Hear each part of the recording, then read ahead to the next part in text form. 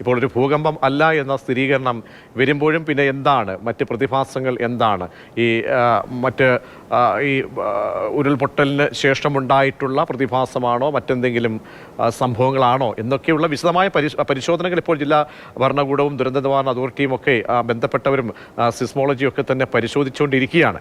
അപ്പോൾ എന്തായാലും പക്ഷേ ഒരു കാര്യം പറയാനുള്ള ഒരു ജാഗ്രത, നമ്മളൊരു ദുരന്ത മുഖത്ത് നിൽക്കുമ്പോൾ ചെറു ശബ്ദങ്ങൾക്കും വലിയ ആഴത്തിലുള്ള അർത്ഥതലങ്ങൾ ഉണ്ടായിരിക്കാം. അതുകൊണ്ടൊരു മുൻകരുതൽ എന്ന നിലയിൽ നമ്മൾ കാര്യങ്ങളെ കരുതുകയും വേണം. ഇപ്പോൾ പി യു ദാസ് മണ്ണ് ഗവേഷകൻ നമ്മോടൊപ്പം ചേരുന്നുണ്ട്. മുൻ മണ്ണ് ഗവേഷകനാണ് ശ്രീ പി യു ദാസ്. ഇത്തരം സാഹചര്യങ്ങളിൽ എന്തൊക്കെ അനുമാനങ്ങളിലേക്ക് നമുക്ക് പോകാം? കാരണം ഇപ്പോൾ വിദഗ്ധരുടെ അഭിപ്രായങ്ങളാണ്, ഈ മേഖലയുമായി ബന്ധപ്പെട്ട് നിൽക്കുന്ന ആളുകളുടെ അഭിപ്രായങ്ങളാണ് പ്രധാനപ്പെട്ടത്. കാരണം നമുക്കൊരു സ്ഥിരീകരണം ഇപ്പോൾ വന്നിരിക്കുന്നത് ഭൂകമ്പം അല്ല, അതിൻ്റെ മാപിനിയിൽ രേഖപ്പെടുത്താത്ത സാഹചര്യത്തിൽ പിന്നെ എന്തായിരിക്കാം? നമ്മൾ ആശങ്കപ്പെട്ടതോണം ഒരു ഭൂകമ്പമല്ല എന്നുള്ള ഒരു സ്ഥിരീകരണം സീസ്മോഗ്രാഫിക് ഡിപ്പാർട്ട്മെന്റിൽ നിന്ന് വന്നു കഴിഞ്ഞിട്ടുണ്ട്. അതായിരുന്നല്ലോ ആദ്യം പറഞ്ഞത്, ഭൂകമ്പമായിരിക്കുമോ എന്നുള്ളൊരു ആശങ്കയുണ്ടായിരുന്നു. വയനാടിന്റെ ചരിത്രത്തിൽ, പാരിസ്ഥിതിക ചരിത്രത്തിൽ ഭൂകമ്പം ഇതുവരെ രേഖപ്പെടുത്തിയിട്ടില്ല. അത്തരം ഒരു സംഭവം ഇതുവരെ വയനാട് ജില്ലയിൽ ഉണ്ടായിട്ടില്ല എന്നുള്ളതാണ് ഒരു യാഥാർത്ഥ്യം.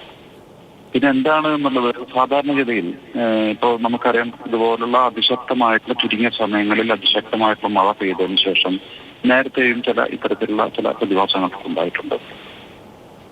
നമുക്ക് പ്രശ്നമായിട്ട് കണ്ടിരിക്കുന്ന സ്ഥലങ്ങളൊന്ന് നെന്മേനി പഞ്ചായത്ത് അമ്പലവയലിനടുത്തുള്ള അമ്പുകുത്തിമല, അതായത് എടക്കൽ ഗുഹയുടെ കിഴക്കൻ ചുരുവാണത് ഈ പ്രദേശം. അമ്പുകുത്തിയുടെ ഈ പ്രദേശം, ഈ ശബ്ദം കേട്ടതായിട്ട് പറയുന്ന സ്ഥലം, അവിടെ ഒരു പ്രകമ്പനം ശ്രദ്ധയിൽപ്പെട്ടതിന്റെ ഒരു സാഹചര്യത്തിൽ പറയാനുള്ളത്, അവിടെ നേരത്തെ തന്നെ ഒരു 2019 കാലവർഷം പ്രളയുന്നതിനൊക്കെ ശേഷം അവിടുത്തെ ആ മലയ്ക്ക് നല്ലൊരു ക്രാക്ക് വീണിട്ടുണ്ട്, നല്ലൊരു ക്രാക്ക് ഡെവലപ്പ് ചെയ്തിട്ടുണ്ട് ഈ എടക്കൽ ഗുഹ നിൽക്കുന്ന സംഭവത്തിൽ വരെ.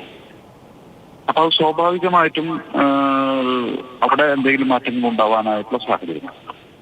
അമ്പൂത്തിയിൽ മാത്രമല്ല, ഇപ്പോൾ സുഗന്ധഗിരി, ഇപ്പോൾ ഇതിനെ പഞ്ചായത്തിലെ സുഗന്ധഗിരിയിലും ശബ്ദം കേട്ട സ്ഥലത്തിനടുത്ത് ആ പ്രദേശത്ത് ഇതുപോലെ 2020 അവിടെ ക്രാക്ക് ഡെവലപ്പ് ചെയ്തു. അതിന്റെ ചെന്നായി കവല എന്ന് പറയുന്ന സ്ഥലത്തിനോട് ചേർന്ന് തന്നെ വലിയൊരു വിള്ളൽ രൂപപ്പെട്ടു. മറ്റൊന്ന് ചേട്ടുകുന്ന്, പൊതുജന പഞ്ചായത്തിലെ ചേട്ടുകുന്ന് എന്ന് പറയുന്നത് 2018 ഉരുൾപൊട്ടിയ കുറിച്ചർമലയുടെ താഴ്ഭാഗമാണ്. ഈ കുറിച്ചർമലയിലെ ഉരുൾപൊട്ടിയതിന്റെ താഴെ ഭാഗത്ത് വലിയ ഗർത്തം രൂപപ്പെട്ടു. ഇങ്ങനെ ഓരോ സ്ഥലങ്ങളും, ഇപ്പോൾ വയനാട് ജില്ലയിലെ ഏറ്റവും പാരിസ്ഥിതികമായ വളണറബിൾ ആയിട്ടുള്ള ഏരിയകളിലാണ് ഉരുൾപൊട്ടൽ സംഭവിച്ചിരിക്കുന്നതും അങ്ങനെയുള്ള മേഖലകളിൽ നിന്നാണ് ഇത്തരത്തിലുള്ള പ്രകമ്പനവും ശബ്ദവും കേട്ടിട്ടുള്ളത്. അപ്പൊ അതിൽ നിന്ന് മനസ്സിലാക്കി സാധാരണഗതിയിൽ അതിശക്തമായിട്ടുള്ള ഉള്ളൊഴുക്ക് ഉണ്ടാവാനായിട്ടുള്ള ഒരു സാഹചര്യമുള്ള സമയം. ഉള്ളൊഴുക്ക് എന്ന് പറഞ്ഞാൽ മണ്ണിനകത്ത് കൂടെയുള്ള ഉള്ളൊഴുക്ക്, അതാണ് ആ ഉള്ളൊഴുക്കാണ് മണ്ണിൽ സംഭരിക്കപ്പെട്ട എക്സസ് ആയിട്ടുള്ള അധികമായിട്ട് വരുന്ന വെള്ളം താഴേക്കിറങ്ങി അതിന്റെ സുഷിരങ്ങളിലൂടെയോ ചെറിയ ചെറിയ പൈപ്പുകളിലെയോ ഡെവലപ്പ് ചെയ്ത് വലിയ പൈപ്പുകളായിട്ട് മാറ്റപ്പെടാനായിട്ടുള്ള സാഹചര്യമുണ്ട്. അത്തരത്തിലുള്ള പൈപ്പിംഗ് പ്രതിഭാസം ക്രമേണ പൈപ്പുകൾ കൂടുതൽ വലുതായി ഒരു ചെറിയ കേവ്സ്, ഗുഹകൾ, ചെറിയ ചെറിയ ഗുഹകൾ പോലെ ഭൂമിക്കടിയിൽ പല ഭാഗത്തായിട്ട് രൂപപ്പെടാം. ഇതൊക്കെ മണ്ണിന്റെ സ്വഭാവം ശ്രമിച്ച അത്തരത്തിലുള്ള ദുർബലമായിട്ടുള്ള മണ്ണാണ് വയനാടിന്റെ ഒരു പ്രത്യേകത. അപ്പൊ ഇത്തരം സാഹചര്യങ്ങൾ, പൈപ്പിംഗ് പ്രതിഭാസം വളരെ കൂടുതലായിട്ട് സംഭവിക്കുന്ന ഒരു സ്ഥലം കൂടിയാണ്. ലേറ്ററായിട്ടും കളിമണ്ണൊക്കെ കൂടി ചേർന്നിട്ടുള്ള സ്ഥലമായിരുന്നു.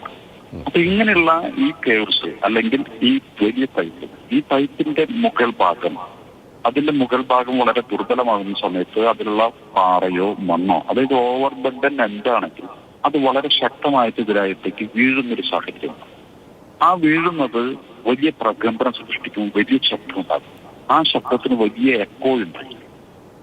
ഒരു പക്ഷേ ഇതൊരു നിഗമനമാണ്, ഇതൊരു നിഗമനമായിട്ട് തന്നെയാണ് പറയുന്നത്. ഇത് ഒരു പക്ഷേ ഇത്തരത്തിലുള്ള ഈ ഓവർ ബർഡൻ ഇത്തരം കേവിലേക്ക് വീഴുന്ന അല്ലെങ്കിൽ ഇത്തരം പൈപ്പിലേക്ക് വീഴുന്ന സമയത്തുണ്ടാവുന്ന അതിശക്തമായിട്ട് ശബ്ദത്തിന്റെ എക്കോയുടെ ഭാഗമായിട്ട് പ്രതിബിംബത്തിന്റെ ഇത്തരത്തിലുള്ള പ്രതിഫലനത്തിന്റെ ഭാഗമായിട്ടുള്ള ഒരു പ്രകമ്പനവും ശബ്ദവുമാവും ജനങ്ങൾ അവിടെ കേട്ടിട്ടുണ്ടായിരിക്കും.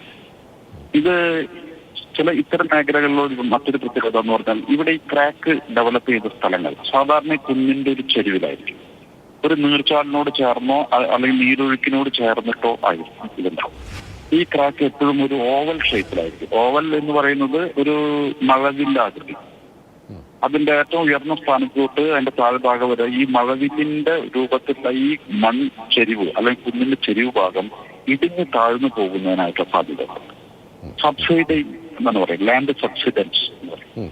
അതിന്റെ ഏറ്റവും വലിയ ഉദാഹരണമാണ് 2019 തിരുനെല്ലി പഞ്ചായത്തിലെ തൃശ്ശിലേരിക്ക് അടുത്തുള്ള പ്ലാമൂല എന്ന് പറഞ്ഞ സ്ഥലത്ത് ഒരു കുന്നിന്റെ 4/3 ഭാഗവും 7 മീറ്റർ താഴേക്കാണ് ഇടിഞ്ഞത്. ഇത് ഇത്തരം പൈപ്പിങ്ങിന്റെയും ഈ താഴെയുള്ള വയലിലേക്കോ ചതുപ്പിലേക്കോ മണ്ണിന്റെ സെൽഫ് വെയിറ്റ് കൊണ്ട് സ്വന്തം പാറ കൊണ്ട് മൂവ് ചെയ്യുന്ന ഒരു പ്രക്രിയയായിരുന്നു. അപ്പൊ ഇത്തരത്തിലുള്ള പ്രതിഭാസങ്ങളൊക്കെ പലതും നമ്മൾ ഇതുപോലുള്ള ദുർബലമായിട്ടുള്ള പ്രദേശങ്ങളിൽ വിശേഷിച്ച് ഇത്തരം അതിശക്തമായിട്ടുള്ള അതിതീവ്രമായിട്ടുള്ള മഴ പെയ്തതിനു ശേഷം കാണാനിരിക്കും. വയനാട്ടിൽ തന്നെ കുറഞ്ഞ നാളുകൾക്കുള്ളിൽ അനേകം കിണറുകളാണ് ഇടിഞ്ഞു താഴ്ന്നു പോയത്. അനേകം കിണറുകൾ, ചില സ്ഥലങ്ങളിൽ കെട്ടിടങ്ങൾ ഇടിഞ്ഞു താഴാൻ തുടങ്ങിയിരിക്കുന്നില്ല. ഇത് മാത്രമല്ല, ഇപ്പോ ഒരു പ്രത്യേകത കോഴിക്കോട് ജില്ലയുടെ മലയോര മേഖലകളിൽ ഇത് തന്നെ സംഭവിച്ചിട്ടുണ്ട്. കോഴിക്കോട് മലയോര മേഖലയുടെ കൂടരഞ്ഞി എന്ന് പറഞ്ഞാൽ ചൂരൽമലയുടെ ആ പശ്ചിമഘട്ടത്തിന്റെ കിഴക്കൻ ചെരുവാണ് ചൂരൽമലയെങ്കിൽ പടിഞ്ഞാറൻ ചെരുവാണ് കൂടരഞ്ഞി. കാവിലുംപാറ എന്ന് പറയുന്ന സ്ഥലം എന്ന് പറഞ്ഞാൽ പശ്ചിമഘട്ടത്തിന്റെ പടിഞ്ഞാറൻ ചെരുവിലുള്ള ശരി. തീർച്ചയായും പി ദാസ്, വളരെ നന്ദി. താങ്കൾ വളരെ വ്യക്തമായി തന്നെ വളരെ ക്ലാരിറ്റിയോട് തന്നെ കാര്യങ്ങൾ പറഞ്ഞതിന് അതിൻ്റെ അനുമാനങ്ങളാണ്, നിഗമനങ്ങൾ മാത്രമാണ്. കാരണം ഇനി പഠനങ്ങൾ നടത്തണം, അതിൻ്റെ സ്ഥിരീകരണത്തിലേക്കൊക്കെ പോകണം. ഭൂമിക്ക് അടിയിലുണ്ടാകുന്ന ഈ പ്രതിഭാസം അതെന്തായാലും ഒരു ഭൂകമ്പമല്ല എന്ന് ഭയപ്പെടേണ്ട ഒരു സാഹചര്യം ഒഴിവായി എന്നുള്ളത് ആശ്വാസമാണ്. മറ്റെന്തൊക്കെയാണ് ഇതിൻ്റെ പ്രതിഭാസങ്ങൾ എന്നൊക്കെ ഇനി നമുക്ക് വരും നിമിഷങ്ങളിൽ സ്ഥിരീകരിച്ചേ മതിയാകൂ.